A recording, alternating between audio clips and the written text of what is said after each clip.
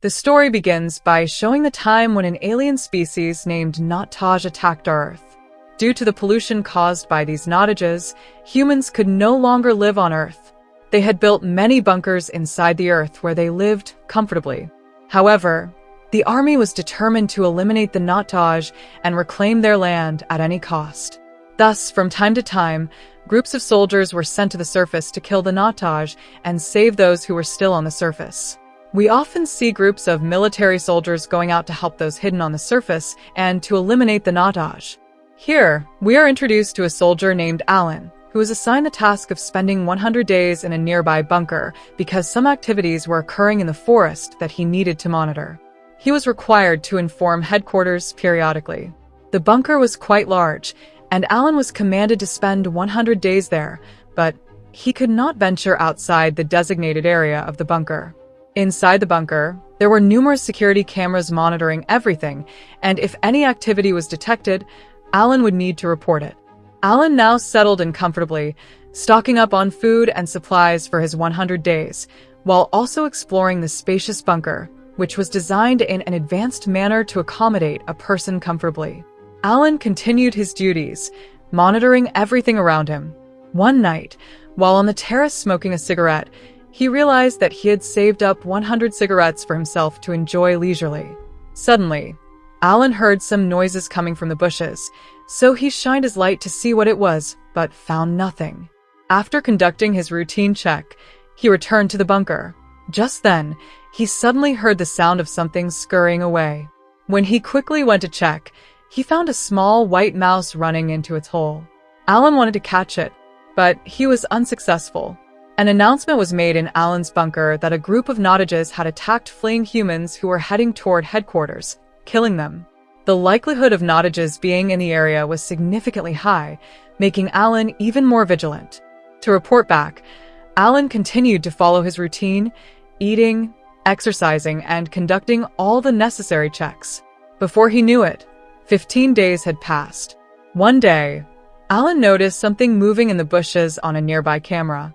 He reported this to headquarters, but received a response that currently, no notages had been found in his area, and it could possibly be an animal.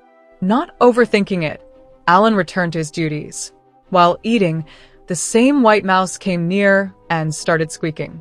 Alan quickly understood that the mouse was probably hungry, so he shared a bit of his food with it. The mouse began eating calmly, and it seemed that a good friendship had developed between Alan and the mouse, as they were no longer scared of each other. Moreover, Alan finally had a companion to spend time with. Now, Alan noticed that one of the cameras in front of him had malfunctioned. He put on a radioactive suit and went outside to fix the camera, which had been deliberately broken. He took out another camera and installed it, getting it up and running again. As Alan was heading back to his bunker, he spotted a locket hanging from a tree. When he checked it, he saw the name Wax inscribed on it. He brought the locket back to the bunker and asked headquarters about the significance of the name Wax. He learned that Wax was the name of the soldier who had worked in that location before him, but was replaced due to illness. Before he knew it, Alan had spent 65 days there. As usual, he set out for his routine checks in the area. He was moving forward when his system alerted him that there were many toxic gases in the vicinity. So, Alan inserted an oxygen tube into his suit to breathe properly. As he moved forward, he spotted a Nottage not far away, which looked terrifying. Alan, scared, took a step back, but then he started shooting his gun at the Nottage, which quickly disappeared from sight. When Alan reported this to headquarters upon returning to the bunker, the soldiers operating there confirmed that no Nottages had been detected in his area so far.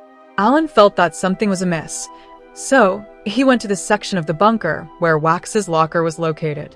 After breaking into the locker, Alan found some of Wax's belongings inside, including a book in which Wax used to draw. Upon examining it, Alan realized that the white mouse belonged to Wax. The book also mentioned another bunker nearby where some secrets were hidden. Alan needed to find out who was in that other bunker, so he decided to head there without any permission. However, it was already determined that Alan's area was off-limits. As he reached his endpoint, the devices attached to his legs started flickering, causing him considerable pain. His suit warned him that he couldn't leave his designated area. Alan climbed to the top of a tree, holding Wax's locket in his hand, and showed it to the people in the other bunker, but he received no reply. Feeling somewhat disheartened, he returned to his bunker. Alan didn't know why he felt suspicious, so he began reviewing all his recordings. He needed to figure out what was happening in the area and who Wax was. Suddenly, all the systems in the bunker began to shut down, and the power started to go out. Alan noticed that the dangerous Nataj was right behind him, but when he turned to look, the Nataj had vanished. Alan was now very scared, so he stepped outside with his gun, intending to find the Nataj. He started firing flares in all directions, trying to determine where it had gone, but unfortunately, he found nothing. He rushed back into the bunker and connected with headquarters to report that the power had gone out. So, they decided to help him, and the headquarters stated that they would send a technician in a few days to resolve his problems. Alan had no option but to wait. The lack of electricity made Alan's day very difficult. He then noticed a signal coming through Wax's walkie-talkie, which kept calling out for Wax's name. When Alan responded, he received a reply saying, "I only want to talk to Wax. If he comes here, let him talk to me." Alan couldn't make sense of it all. Where had Wax gone, and where had the Natas come from? Before he knew it, 30 more days had passed. When Alan went out for his routine checkup, he heard the sound of a child crying. He followed the sound into a nearby cave and found a woman hiding with her daughter. Alan tried to get them to come closer so he could take them safely to the bunker, but the woman was so terrified that she began to flee with her child. Alan tried very hard to stop them, but as they left his area, the device on his leg triggered, causing him severe pain. He could not leave his designated area. Surprisingly, Alan had run out of all his food after 100 days and had been hungry for the last 2 days. So, he ventured into the forest to hunt for a wild animal. Just then, he came across a deer, which he shot. Alan began to eat the deer raw, taking out its antlers. After a while, Alan showed Wax's locket in front of the other bunker so that they could recognize him, but it didn't seem to help much. When Alan returned to his bunker, a technician had arrived, sent by headquarters to fix the electricity issue. The technician quickly got to work, and the electricity was restored in no time. When the technician saw the white mouse, he told Alan that a similar mouse belonged to Wax, but he absolutely disliked the mouse. As the white mouse approached him, he reacted negatively. Then the technician swatted the white mouse away. Alan immediately rushed to his white mouse, which had become completely unconscious. Alan felt emotional because this white mouse was his only companion in this place. After a while, the white mouse opened its eyes. Alan was furious about this and started attacking the technician, pinning him down. Alan shouted, "Apologize to my mouse and tell me how I can access the footage from the camera in the secret room." However, the technician replied that he didn't have permission to do that. This made Alan even angrier, and he began to beat him mercilessly. Alan was determined to uncover that camera footage at any cost. A fierce fight broke out between them. Alan, for some reason, had become very aggressive and started choking the technician. But after a while, he let him go and began asking the technician if he had ever seen a Nostras. The technician explained that Nostras were so dangerous that anyone who saw them wouldn't survive. He shared a story about how a few years ago, when they saw Nostras, blood started pouring from his friend's ears because he had heard the sound of the Nostras. Their sound is extremely terrifying, but I was the first person to escape from there under any circumstances.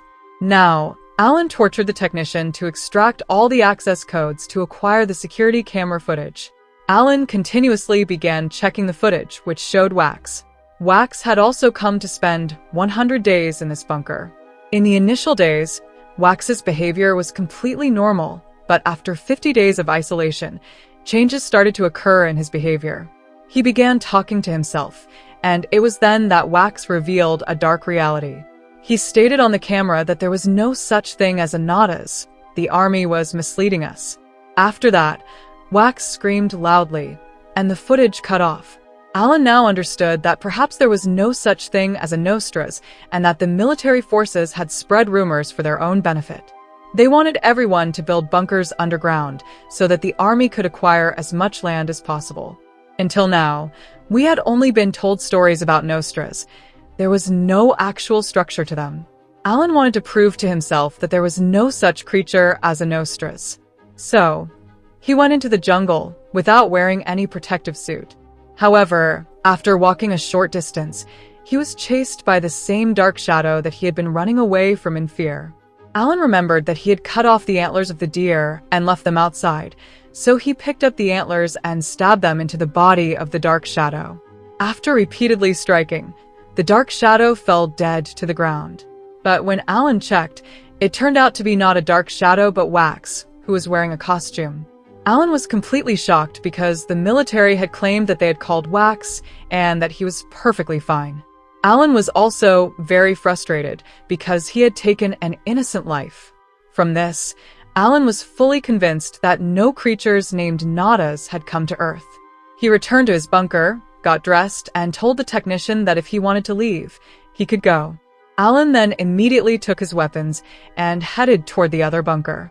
However, as soon as he stepped outside his area, the device on his leg was triggered again, causing him a lot of pain. But now Alan had cut and removed many wires planted in the ground, which eliminated his restricted area.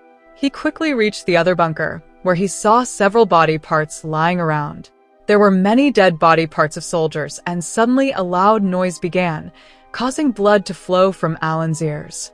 This was the same loud sound that the technician had mentioned, the sound of the Nostra's scream, which was so loud that it could burst both ears. And now Alan looks outside to see that all the soldiers have come with their spaceships and are attacking the Nostras in the jungle. Seeing this, Alan regrets thinking that there is no such thing as Nostras. They do exist and have torn his eardrums. When Alan stepped out of the bunker, he found the same technician who had come to help him. But suddenly, a large Nostras appeared behind the technician, grabbed him, and completely devoured him. Alan was astonished to see the Nostras because it was enormous and looked terrifying. The Nostras then began to chase Alan to attack him. Alan kept running toward another bunker for protection, hoping to hide there. The military jets were continuously attacking the Nostras, but the Nostras, which was as big as a scorpion, was destroying the military jets with its claws. Alan managed to reach a bunker, but his access code didn't work. However, since the Nostras was busy fighting all the military jets, Alan repeatedly tried and finally managed to open the door. He continued to run inside the bunker, but the frightening thing was that the Nostras had also opened the bunker door and was advancing while destroying everything in its path. Alan now had no option to escape. He stood in a corner and watched as the Nostras approached him. It was the first time he had seen such creatures so closely. The Nostras opened its huge mouth and lunged at Alan. At this point, the scene went completely blank, and our adventurous story ends here.